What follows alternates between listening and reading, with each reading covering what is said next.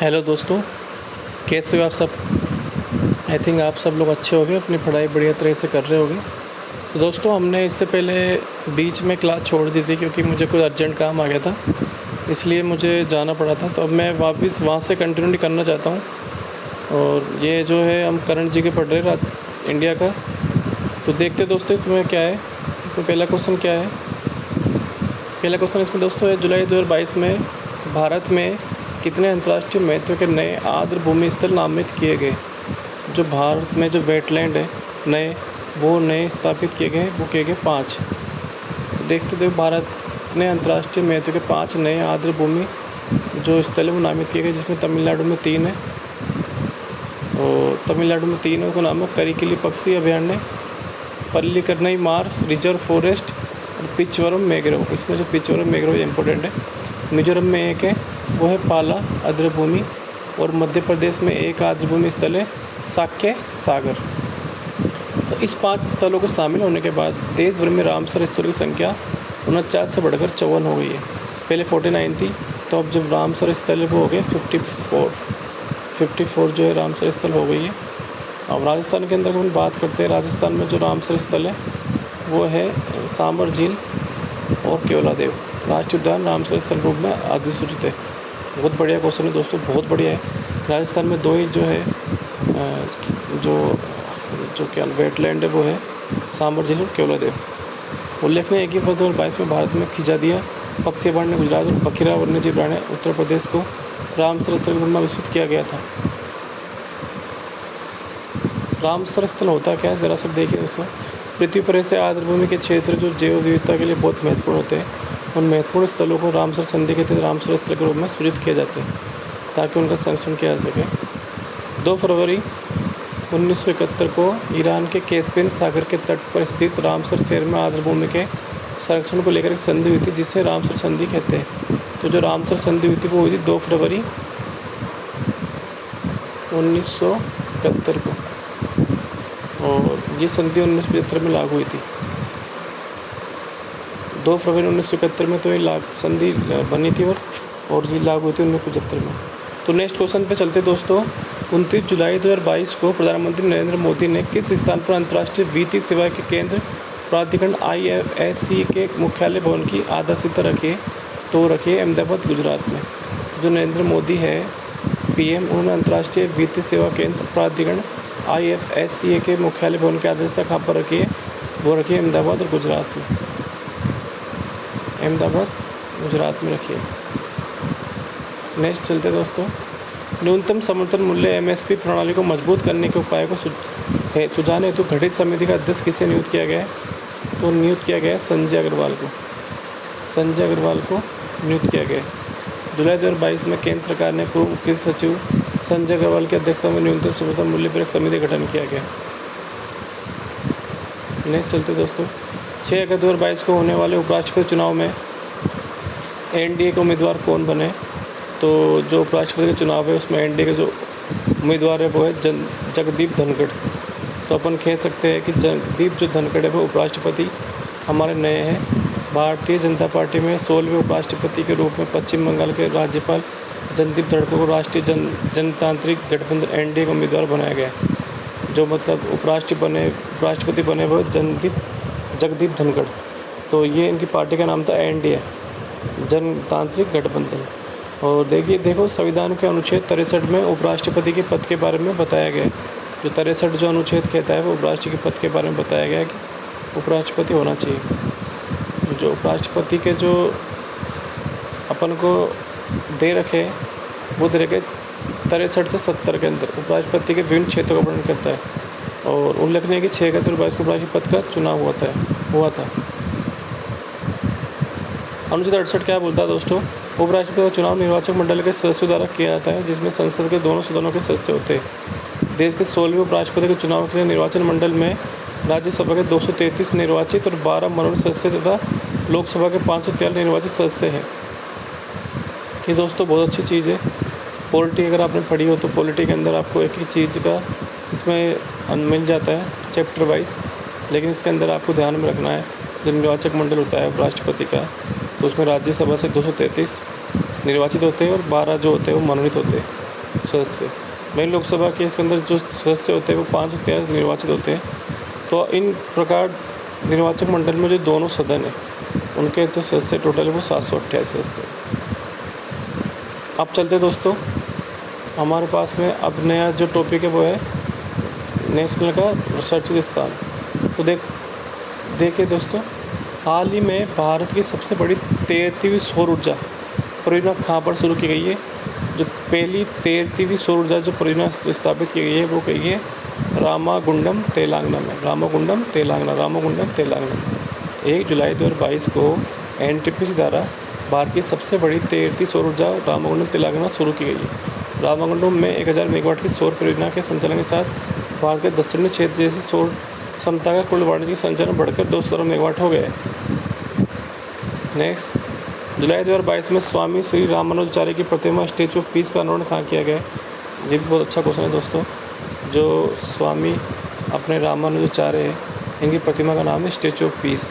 तो इसका अनावरण किया गया श्रीनगर में। ध्यान रखना दोस्तों, स्टैचू ऑफ पीस का अनावरण किया गया श्रीनगर में और इसका अनावरण किया था केंद्रीय गृह मंत्री सहकारिता मंत्री अमित शाह ने जम्मू कश्मीर के श्रीनगर में। नेक्स्ट क्वेश्चन में चलते दोस्तों, राष्ट्रीय खाद्य सुरक्षा अधिनियम NFSA के लिए राज्य रैंकिंग सूचकांक में सामान्य श्रेणी के राज्यों में किस राज्य ने शीर्ष स्थान हासिल किया है। तो जिस राज्य ने शीर्ष स्थान हासिल किया उसका नाम है ओडिशा।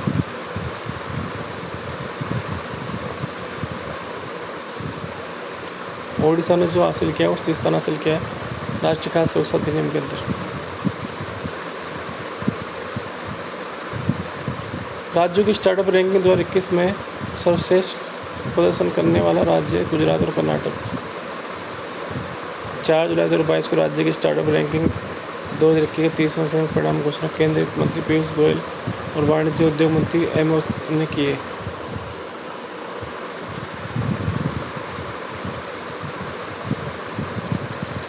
जो राजस्थान में उसको ग्रेडिंग मिली है आकांक्षी लीडर में, इसके अंदर 4 श्रेणी है में दिल्ली, छत्तीसगढ़, मध्य प्रदेश और राजस्थान को रखा गया है आकांक्षी लीडर में। तो देखिए दोस्तों, नोट दे रखा है स्टार्टअप रैंकिंग में राजस्थान आकांक्षी लीडर 11 से 29 ए श्रेणी में राज्य में शामिल किया गया। नेक्स्ट क्वेश्चन चलते हैं। 30 जून 2022 को जारी ईज ऑफ डूइंग बिजनेस की रैंकिंग में पहला स्थान किसको मिला है। ईज ऑफ डूइंग बिजनेस में पहला स्थान मिला आंध्र प्रदेश को। ईज ऑफ डूइंग बिजनेस की रैंकिंग में पहला स्थान मिला आंध्र प्रदेश को। वाणिज्य और उद्योग मंत्रालय के प्रमोशन ऑफ इंडस्ट्रियल और इंटरनल ट्रेड विभाग DPID ने 30 जून को राज्यों और केंद्र शासित प्रदेशों के लिए ईज ऑफ डूइंग बिजनेस की रैंकिंग जारी की, जो business reforms index BRP report 2020 पर आधारित थी। नेक्स्ट क्वेश्चन में चलते दोस्तों। Technology innovation hub on autonomous navigation thin का उद्घाटन 4 जुलाई 2022 को खबर किया गया। तो इसका उद्घाटन किया गया IIT हैदराबाद के अंदर। नेक्स्ट, टाइम पत्रिका की विश्व की सर्वश्रेष्ठ स्थान 2022 की सूची में भारत के इन 2 स्थानों को शामिल किया गया। तो इनको शामिल किया गया, उनके स्थल का नाम है अहमदाबाद और केरल को। टाइम पत्रिका की विश्व की सबसे सर्वश्रेष्ठ स्थान 2022 की सूची में भारत के इन दोनों स्थानों को शामिल किया गया है, अहमदाबाद और केरल को। टाइम पत्रिका द्वारा 2022 के विश्व के सर्वश्रेष्ठ स्थानों की जारी सूची में भारत के अहमदाबाद और केरल को शामिल किया गया। नेक्स्ट क्वेश्चन में चलते हैं। प्री प्राइमरी स्तर पर नई शिक्षा नीति लागू करने वाला देश का पहला राज्य है उत्तराखंड। 13 जुलाई 2022 को उत्तराखंड के मुख्यमंत्री पुष्कर सिंह धामी को आंगनबाड़ी केंद्र में बाल वाटिका को उद्घाटन कर राज्य में शिक्षा नीति का औपचारिक शुभारंभ किया है। नेक्स्ट क्वेश्चन में चलते हैं दोस्तों। हाल ही में इंटरपोल की अंतर्राष्ट्रीय बाल यौन शोषण डेटाबेस में शामिल होने वाला भारतीय संस्थान कौन सा है। तो इस भारतीय संस्था का नाम है CBI। जो CBI है वो इंटरपोल के अंतर्राष्ट्रीय बाल यौन शोषण डेटाबेस में शामिल हुआ है। और भारत इससे जुड़ने वाला कौन सा सदस्य है, 68वां देश बन गया। इंटरपोल यौन शोषण से जुड़ने वाला भारत कौन सा देश है, 68वां। नेक्स्ट चलते हैं। जुलाई 2022 में केंद्रीय मंत्रिमंडल ने राष्ट्रीय रेलवे परिवहन संस्थान NRT की गति को शक्ति विश्वविद्यालय में उन्नयन करने की मंजूरी प्रदान के लिए संस्थान स्थापित किया गया है। ये किया गया है बड़ोदरा, गुजरात में। नेक्स्ट चलते हैं दोस्तों। भारतीय शहर को शंघाई सहयोग संगठन की पहली पर्यटन और सांस्कृतिक राजधानी के रूप में चुना गया है। तो इसको चुना गया है वाराणसी। जो भारतीय शहर है उसको शंघाई सहयोग संगठन की पहली पर्यटन और सांस्कृतिक राजधानी के रूप में चुना गया है, वाराणसी को चुना गया। नेक्स्ट चलते हैं दोस्तों। 13 जुलाई 2022 को आर्थिक मामलों की मंत्रिमंडल समिति ने तरंगा हिल अंबाजी आबू रोड नई रेल लाइन को मंजूरी प्रदान की। ये रेल लाइन किन दो राज्यों के बीच में? तो ये लाइन है राजस्थान और गुजरात में। इसका नाम है Taranga hill Ambaji Abu road rail line. ये दोस्तों देखो, नेक्स्ट चलते हैं। अपनी खुद की इंटरनेट सेवा शुरू करने वाला देश का पहला राज्य केरल। अपनी खुद की इंटरनेट जो सेवा शुरू करने वाला देश का पहला राज्य बन गया Kerala. KFON Kerala fibre optical network शुरू करने वाला भारत का पहला राज्य बन गया। जो केरल है अब खुद इंटरनेट सेवा शुरू देगा अपना। नेक्स्ट चलते हैं। 15 जुलाई 2022 को जारी national institute ranking framework NIRF Indian ranking में किस संस्थान ने ओवरऑल रैंकिंग में शीर्ष स्थान हासिल किया है? तो इस संस्था का नाम है IIT मद्रास।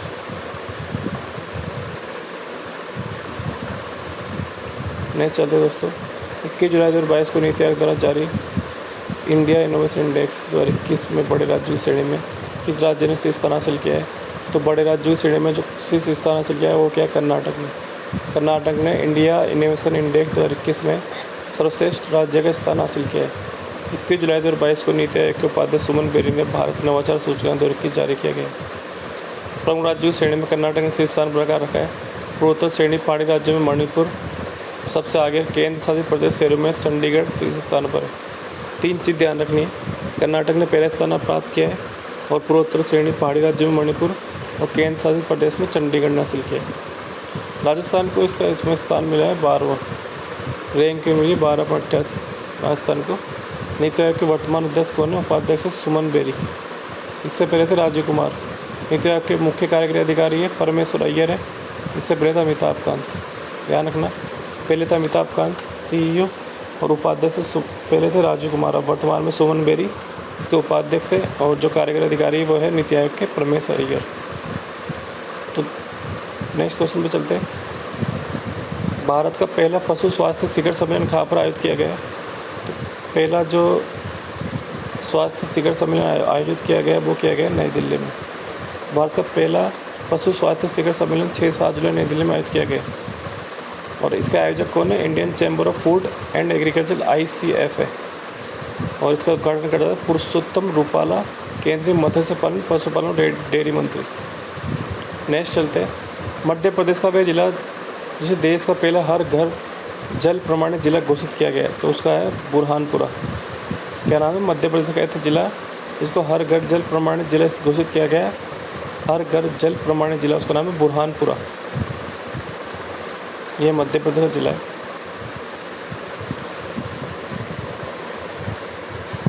दोस्तों चलते हैं।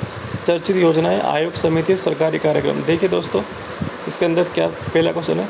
6 जून 2022 को प्रधानमंत्री नरेंद्र मोदी द्वारा वित्त मंत्री निर्मला सीतारमण के साथ लॉन्च की गई सिक्कों की नई श्रृंखला पर क्या अंकित किया जाएगा?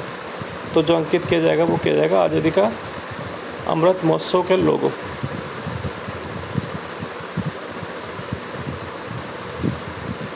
इसमें देखो क्या है, प्रधानमंत्री नरेंद्र मोदी ने वित्त मंत्री निर्मला सीतारमण के साथ विज्ञान भवन नई दिल्ली में 1, 2, 5, 10 और 20 मूल्य के सिक्कों की नई श्रृंखला जारी की।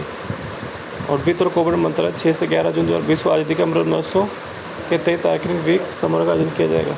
कौन कौन सिक्के जारी किए गए? 1, 2, 5, 10 और 20। नेक्स्ट क्वेश्चन में चलते हैं। 6 जून 2022 को प्रधानमंत्री नरेंद्र मोदी ने क्रेडिट लिंक्ड सरकारी योजनाओं के लिए कौन से नए राष्ट्रीय पोर्टल का शुभारंभ किया है? तो उस पोर्टल का नाम है जन समर्थ पोर्टल। नेक्स्ट चलते हैं। विश्व पर्यावरण दिवस 5 जून के अवसर पर प्रधानमंत्री नरेंद्र मोदी ने पर्यावरण के अनुकूल जीवन शैली में अपनाने के लिए किस नए मिशन की शुरुआत की है? 5 जून विश्व पर्यावरण दिवस पर जो प्रधानमंत्री नरेंद्र मोदी ने शुरुआत की है उसका नाम है लाइफ मूवमेंट ग्लोबल मिशन। 2022 के विश्व पर्यावरण दिवस की थीम है ओनली वन अर्थ रही है विश्व पर्यावरण दिवस की थीम।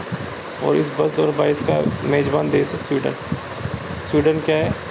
इस वर्ष 2022 का मेज़बान देश है और 2022 की जो विश्व पर्यावरण दिवस की थीम है ओनली वन अर्थ रही है। तो आपको ध्यान रखना है, सबसे पहले मेज़बानी कर रहा है वो कर रहा है स्वीडन, थीम है ओनली वन अर्थ। और जो नरेंद्र मोदी ने पर्यावरण अनुकूल जीवन शैली में अपनाने के लिए इस 5 जून को शुरुआत की, उसका नाम है लाइफ मूवमेंट ग्लोबल मिशन। तो दोस्तों ये अभी इस वीडियो में केवल हम इतना ही करेंगे। इसके बाद में हम चलते हैं नेक्स्ट वीडियो में, हम आगे की क्लास कवर करेंगे। जब तक आप बनाए रखिए और ज़्यादा से ज़्यादा हमारे वीडियो को शेयर करिए ताकि सबको इसका लाभ मिल सके। जय हिंद, जय भारत, गुड नाइट।